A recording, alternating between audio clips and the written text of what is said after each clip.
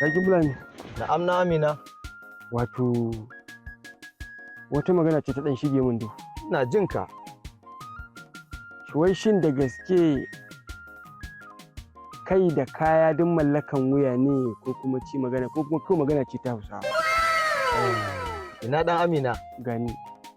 Shi kai da kake gani kai mallakan wuya ne. Gaskiya ne. Ka gane?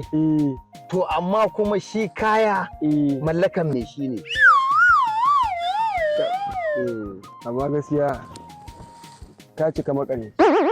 Ni ne makareci kuma? To ya za ka Ni za ka ce ma makareci dan Amina? An ce ma makare. Kai ni fa bana son iskanci fa. To daga jaraba ka kuma? Ka zo ka same ni ina shan inuwa bana son fa iskanci. So nake in gane ka ji Hausa ko baka ji ba. To Hausa wannan ko jakin Kano ne ka gaya mishi wannan Hausa ai ya san cewa na ji Hausa. Allah ta baka ji Hausa. A ina ne tushen Hausa ba Kano ba?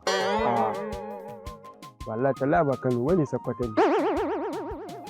Dan Amina wannan magana haka yake na ci gasan maganan nan. Ka ci gasa? Na ci. To ya ka je can ka karɓi fito ta kucin gasar.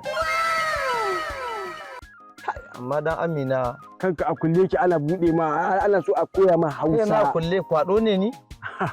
To ma kuba ce kai ni me ya shafe ni. Ne kuma kuba dan Amina. Ka ji ko wallahi tallahi bai iya Hausa ba. Billahi kamar yaya ban iya Hausa ba. To yanzu a ce kai baka san kuba ba kuba. To me sasari? A kai sasari ne sasari.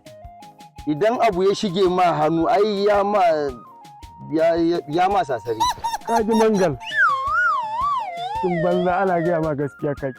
Amma wallahi ni wannan abokin nawa ni ban san ma me yasa Allah haɗa